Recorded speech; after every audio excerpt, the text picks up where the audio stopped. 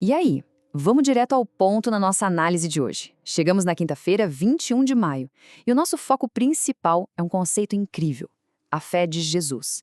Parece algo simples de imediato, né? Mas a verdade é que carrega uma profundidade teológica gigante.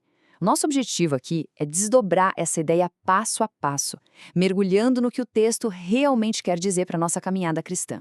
O nosso material de estudo organiza essa jornada de um jeito brilhante. Em vez de só jogar as informações, ele nos guia por meio de perguntas muito pontuais e, claro, textos bíblicos.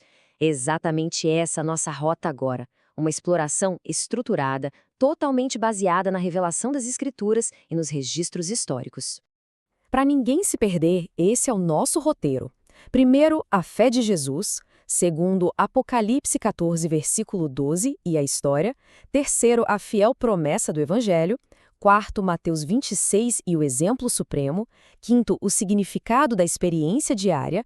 E para fechar, o sexto ponto, Hebreus 11 e a oração final. Vamos lá.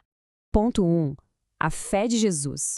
Conforme o tempo do fim se aproxima, as mensagens angélicas descrevem o povo de Deus com características bem específicas, sabe? Não é uma descrição genérica, é quase cirúrgica. E isso levanta a nossa primeira grande questão. O que significa, no fim das contas, a fé de Jesus? Notem um detalhe importante aqui. Não é ter fé em Jesus, mas sim a fé de Jesus. Essa pequena mudança gramatical vira a perspectiva teológica de cabeça para baixo.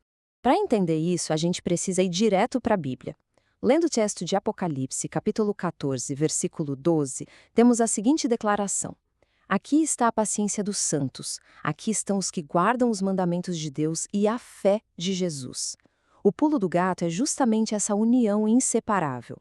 Os santos não têm apenas a obediência, eles possuem a mesmíssima qualidade de fé que o próprio Cristo demonstrou. Incrível, não é? Tópico 2. Apocalipse 14, versículo 12 e história. Para sacar como essa visão toda se desenvolveu, a gente dá uma olhada rápida no retrovisor da história. Ao estudar o tema da justificação pela fé, fica claro que foi ali na década de 1890 que a compreensão sobre a fé de Jesus realmente se consolidou. E isso em perfeita harmonia com as 3 mensagens angélicas. Claro que não aconteceu do dia para a noite. Foi todo um processo de amadurecimento teológico que ajudou a redefinir o foco da igreja naquela época. Parte 3. A fiel promessa do Evangelho. Olha só que interessante. Antes daquela década crucial de 1890, o grande foco era na lei. Era uma mensagem pesada, muito forte, mas acabava faltando aquele destaque essencial para o Evangelho. O grande despertar foi exatamente perceber essa nova realidade. A lei e o Evangelho precisam caminhar juntos, de mãos dadas. Sem um, o outro acaba perdendo todo o seu poder de transformação. Tem uma citação no material de origem que resume tudo isso de um jeito magistral. O texto diz: os mandamentos de Deus têm sido proclamados, mas a fé de Jesus Cristo não tem sido proclamada, de igual importância. É isso, a lei e o Evangelho andando de mãos dadas. A ideia central não é diminuir a importância da obediência, de jeito nenhum, mas sim elevar a fé para o mesmo patamar de urgência. Tópico 4. Mateus 26, o exemplo supremo. A gente sabe que o capítulo 11 de Hebreus faz uma lista fantástica de homens e mulheres com uma fé absurda, os verdadeiros heróis da fé. Mas, sejamos honestos, a fé de ninguém se compara à de Jesus. Então, o que será que o momento mais agoniante de Cristo, lá no Getsêmani, nos revela sobre a sua própria fé? Vamos direto para a palavra descobrir isso. Acompanhem comigo esse relato sagrado no Jardim do Getsêmani, começando ali no versículo 38 de Mateus 26. Jesus abre o coração e confessa: a minha alma está cheia de tristeza até a morte.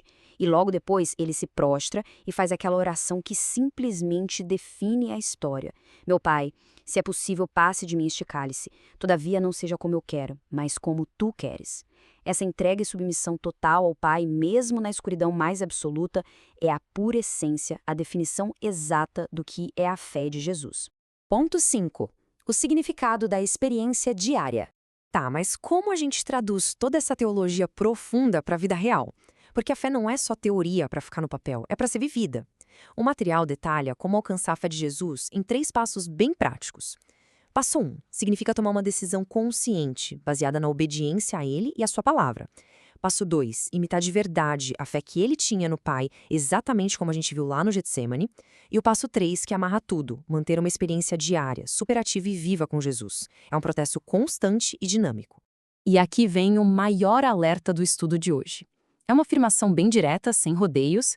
Sem fazer de Jesus o centro da vida diária, não podemos ter um relacionamento salvífico com Deus.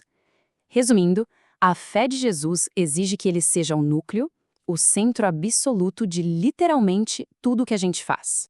Dá uma olhada nesse contraste. A nossa própria fé, por natureza, costuma ser fraca, inconstante. A gente vacila e todo mundo sabe bem como é isso. Por outro lado, Jesus é totalmente digno, como está lá em Apocalipse 5, versículo 9. Ter a fé de Jesus significa, na prática, ter a própria fé de Cristo habitando na gente. A fé dele dentro do nosso coração vira o nosso alicerce real. E o mais lindo, é uma fé concedida por meio da graça a todos que creem. Não é mérito nosso, é puramente um presente. E chegamos ao nosso sexto e último ponto. Hebreus 11, oração final. Depois de mergulhar na profundidade histórica, teológica e prática de tudo isso, a única reação que faz sentido é querer viver essa realidade espiritual. O material encerra com uma reflexão que bate forte. O quanto se deseja ter a fé de Jesus? É só uma vontade passageira ou a prioridade número 1 da vida? A resposta para isso é o que dita toda a direção da caminhada espiritual a partir de agora. O guia sugere, de forma muito humilde, transformar o texto de Hebreus 11, versículo 6, em uma oração pessoal, e é uma oração poderosíssima. Vamos ler juntos essa conclusão?